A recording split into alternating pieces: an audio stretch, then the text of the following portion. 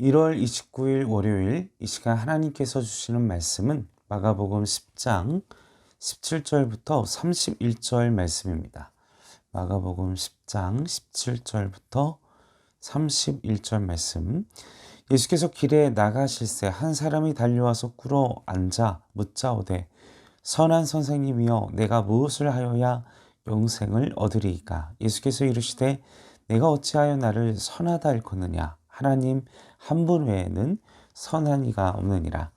내가 계명을 안 하니 살인하지 말라, 간음하지 말라, 도둑질하지 말라, 거짓 증언하지 말라, 속여 빼앗지 말라, 내 부모를 공경하라 하였느니라.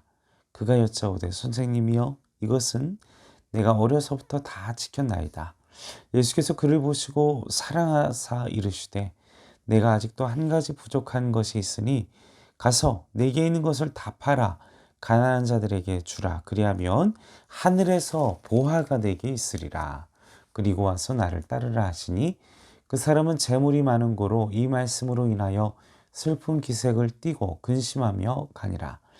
예수께서 둘러보시고 제자들에게 이르시되 재물이 있는 자는 하나님의 나라에 들어가기가 심히 어렵도다 하시니 제자들이 그 말씀에 놀라는지라. 예수께서 다시 대답하여 이르시되 얘들아 하나님의 나라가 들어가기가 얼마나 어려운지 낙타가 바늘기로 나가는 것이 부자가 하나님 나라로 들어가는 것보다 쉬우니라 하시니 제자들이 매우 놀라 서로 말하되 그런즉 누가 구원을 얻을 수 있는가 하니 예수께서 그들을 보시며 이르시되 사람으로는 할 수 없으되 하나님으로는 그렇지 아니하니 하나님으로서는 다 하실 수 있느니라. 베드로가 여짜오되 이르되 보소서 우리가 모든 것을 버리고 주를 따랐나이다. 예수께서 이르시되 내가 진실로 너희에게 이르노니 나와 복음을 위하여 집이나 형제나 자매나 어머니나 아버지나 자식이나 전토를 벌인 자는 현세에 있어 집과 형제와 자매와 어머니와 자식과 전토를 100배나 받되 박해를 겸하여 받고 내세에 영생을 받지 못할 자가 없느니라. 그러나 먼저 된 자로서 나중되고 나중된 자로서 먼저 될 자가 많으니라. 아멘. 자, 마가는 8장 후반부터 10장에 걸쳐서 계속해서 예수님의 순환과 부활에 대한 이야기를 일갈되게 이야기를 하고 있습니다. 자, 그런데 오늘 본문 그 10장에 이 계속되는 말씀을 보면 죽음과 부활에 대한 얘기를 또 이렇게 얘기를 하다가 갑자기 이혼, 그리고 갑자기 오늘 본문과 같이 부자 청년에 대한 이야기가 나오게 됩니다. 자, 어떻게 보면 되게 생뚱맞은 구성이 아닐 수 없는데, 그러나 꼼꼼히 이 상황을 살펴보면 또 그렇지 그 이유가 있는 그런 상황이다라는 것을 발견할 수 있습니다. 왜냐하면 마가가 예수님이 가시는 그 순환의 길을 기록하고 제자들에게 이야기하는 내용을 기록하면서 이에 반해 제자들의 무지, 제자들이 이해하지 못하는 것을 제가 어제도 어제가 아니라 토요일 날도 토요일 새벽에도 말씀을 드렸고, 그런데 예수님이 가시는 길은 고난의 길인데 제자들은 계속해서 자신의 영광의 길을 꿈꾸고 있고, 그래서 예수님은 마가는 이혼에 대한 이야기, 그래서 부자 청년에 대한 이야기를 하면서 이 저자는 제자들의 마음속에 있는 그 헛된 그 어리석음과 그들의 헛된 정욕과 그러한 것들을 일깨우고 그리고 그들의 현실을 보여주기 위해 이런 구성을 하게 된 것입니다. 자, 계속해서 부자 청년에 대한 이야기를 오늘 본문을 계속해서 나누겠습니다. 17절 말씀을 보시면 어떤 이야기들이 나옵니까? 한 청년이 달려 나오죠. 한 청년이 달려 나와서 선하신 선생님, 내가 영생을 얻으려면 어떻게 해야 합니까? 자, 아무래도 이 청년은 이 질문을 예수님에게만 하진 않았을 것 같습니다. 바리새인이나 제사장이나 율법사들한테 가서 막 물어봤겠죠. 이 질문에 대해요. 그런데 그들을 통해서 구원에 대한 시원한 해결책을 얻지 못했던 것이 분명합니다. 예수님께도 나왔으니까요. 그런데 청년은 그 예수님을 부르는 호칭이 선하신 선생님이라고 합니다. 제가 저번에도 말씀드렸지만 내가 평소에 무엇을 보느냐, 그리고 평소에 무엇을 듣느냐, 그리고 평소에 어떤 생각을 하느냐가 여러분의 언어 습관에, 언어 생활에 이 말을 하는 그 말 습관이 어떻게 되느냐가 결정되어진다. 내가 무엇을 듣고 사는지, 무엇을 생각하고 사는지, 무엇을 보는지에 따라 내 입에서 튀어나오는 말들이 그 본질을 드러내게 한다라는 것이죠. 다시 말하면 이 청년의 선하신 선생님이라는 것은 그의 생각에 있어서 윤리와 도덕이라는 관점에 대하여 그가 행하는, 그리고 그가 살아가는 어떤 원동력과 중심이자 그 판단의 기준점이 됐다라는 것을 우리는 생각해 볼 수 있습니다. 그래서 예수님은 그의 잘못된 그런 가치관, 그의 잘못된 생각을 바로 그냥 이야기하시죠. 어찌하여 너는 나를 선하다고 하느냐. 17절 말씀에 18절 말씀에 어찌하여, 자, 이렇게 그 도덕적인 잣대로 사람을 평가하는 것이 옳지 않다라고 청년에게 일깨워 주시기 위해 의도적으로 말씀을 하신 것입니다. 연이어 이 계명들을 하시면서 이 계명들을 지키도록 얘기하시는데, 다 그러자 이제 또 청년이 의기양양해서 이야기를 하죠. 20절에 선생님, 제가 어려서부터 다 지켰습니다. 그러자 예수님은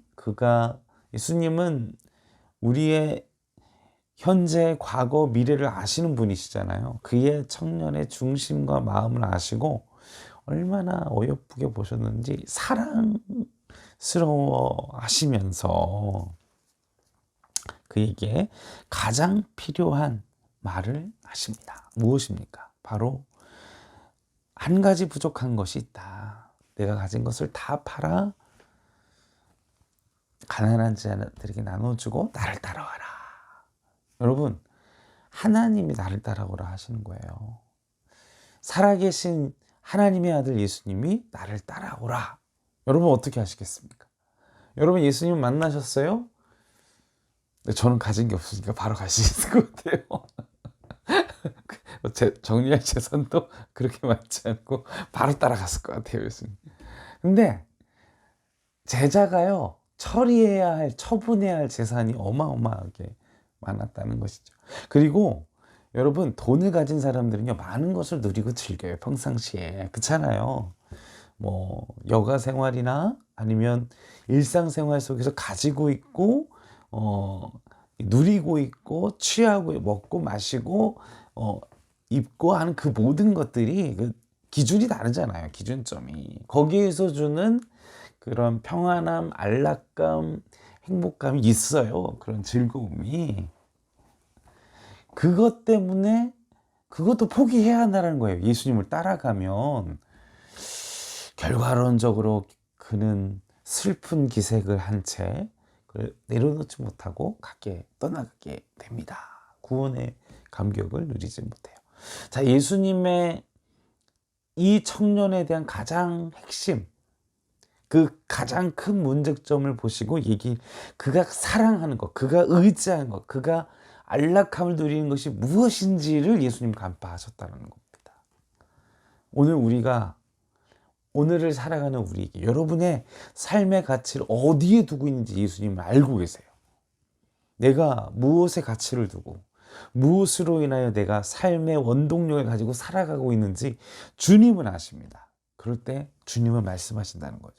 그걸 다 버리고 포기하고 정리하고 나만 따라와라. 근데요, 그건요, 그 사람을 죽이는 것이 아니라 그게 가장 행복하고 가장 즐겁고 가장 그 사람에게 사랑하는 사람한테 해주는 건데, 사랑하신다 기록했잖아요. 21절. 사랑하사. 사랑은요, 자신이 목숨을 주어서 또 아깝지 않은 것들을 나누어주고 싶은 것을 나누고자, 공유하고자 하는 것들이에요. 그래서 제자들에게, 그리고 이 케이스를 가지고 해서 이야기를 하는 것이었던 것입니다. 이 청년은요, 돈을 많이 벌었고 많은 걸 누렸지만 그 영혼 속의 깊은 갈증과 갈망을 채우지 못해서 여러 방법을 찾아서 예수님을 찾았지만 결국은 자신이 누리고 있는 그 물질이라는 것 때문에 결국 그 갈망을, 그 갈증을 포기하고 말게 됩니다. 사랑하는 성도 여러분, 우리가 예수님이 우리의 삶의 전부가 되기를 원합니다. 우리의 모든 것이 되기를 바랍니다. 그리고 주님은 우리가 무엇을 가장 사랑하고 무엇을 가장 의지하는지 알고 계십니다. 오늘 우리에게 그것을 조금씩 내려놓는 도전을 하실 것입니다. 여러분들의 삶의 자리 가운데에서요. 우리가 준비되어 있으면, 우리가 기도하면, 하나님의 형상으로 예수님의 모습으로 닮아가면요, 포기하게끔 하시는 것들이 있어요. 내가 누리고 있는, 내가 즐거워하는, 또 내가 예전에는 포기하지 못한 것들을 내가 예수님을 닮아가면 닮아갈수록 포기하게 하세요. 그게 자존심이든, 그게 물질이든, 그게 내 가족이든, 그게 내 학력이든, 그게 내 무엇이든 내가 의지했던 것들을 내가 하나님을 향해 예수님을 향해 닮아가면 닮아갈수록 정리할 수 있는 기회들을 주세요. 시험과 환난과 훈련을 통해서, 인생 연단을 통해서 주님을 더 사랑하도록. 근데 그건요, 나를 죽이고자 함이 아니에요. 나를 사랑하사 그걸 내려놓고 하나님을 더 사랑해 더 큰 축복, 내세에서 누릴 그 영원한 하나님의 축복을 누리게 하기 위해서, 우리에게 그런 어마어마한 축복을 주시기 위해서 내려놓게 하실 줄로 믿습니다. 그래서 제자들은 놀라는 거죠. 유대인들에게 있어서 이 부자는요, 하나님께 축복받은 사람이에요. 복받은 사람. 와, 부자들은요, 당시에 부자들은 돈이 많다라는 개념도 있지만, 저 사람은 하나님의 축복받은 사람이야. 하나님이 축복하는 사람이야. 이렇게 존경을 받았어요, 동시에. 이런 부자들은 이 부자가 되는 것은 하나님의 축복을 받은 자다라는 의식이 있었어요. 그런데 그들에게 구원을 얻기가 힘들다라고 예수님께서 말씀을 하시니까 24절, 25절에 얼마나 충격적입니까? 제자들이 놀라서 26절에 놀란 거예요. 그렇게 알고 있었었는데. 그러니까 어떻게 우리가 구원 얻겠습니까? 그러니까 주님이 말씀하시죠. 사람 못하지만 하나님은 하실 수 있다. 구원 얻게 하실 수 있다. 하나님은 우리를 구원 얻게 하신다. 이미 본인이 가고 계시잖아요. 그 길을. 온 인류가 예수님만 영접하면, 믿으면 온 인류가 다 구원 얻을 수 있는 그 길을 하나님이 하신다. 그걸 말씀하시면서, 그러자 이제 제자들이 얘기하죠. 주님, 베드로가 주님을 위하여 내가 가족도 버리고 모든 재산도 버리고 왔습니다. 그래, 너희들이 현세 여러분, 너희들의 자녀나 너의 100배나 1000배나 말씀에 자식과 전토를 100배나 받고, 박해를 또 왜 하셨는지 고난도 있어요, 믿는 자들에게. 근데 제일 중요한 건 하나님이 우리의 희생, 우리의 그런 하나님을 향한 마음, 우리가 주님 앞에 내려놓으면 하나님이 받으신다는 거예요. 우리가 내세에서 그걸 누릴 수 있다면 또 감사한 일이죠. 그것도 감사한 일이겠지만 가장 중요한 핵심은요, 하나님 나라예요, 우리에게. 여러분, 그것이 여러분의 진정한 기쁨이기를 바랍니다. 제자들처럼 현세의 영광과 축복을 바라보는 자들이 아니라 하나님의 나라, 하나님의 영광이 이 땅 가운데, 하나님의 영적인 나라가, 그리고 하나님의 통치가 이 땅 가운데, 그리고 주님의 나라, 하나님의 나라, 그 내세의 하나님의 나라를 마라나타 주 예수여, 소망하면서 또 한 주간도 승리하시는 우리 행정교회 성도님들 되시기를 주님의 이름으로 간절히 축원합니다. 함께 기도하시겠습니다.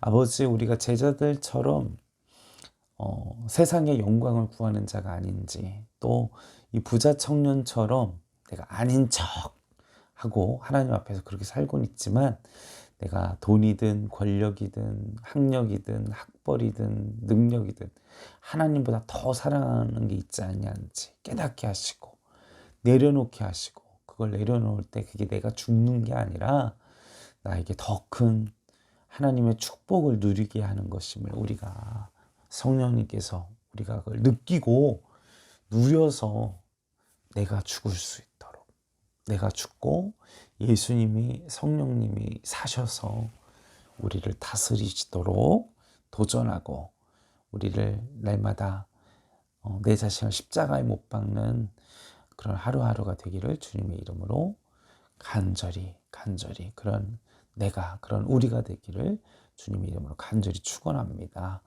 아버지, 우리의 마음 가운데 날마다 함께 하시고 역사하시고 동행하시고 운행하여 주시옵소서. 예수님의 이름으로 간절히 기도하옵나이다.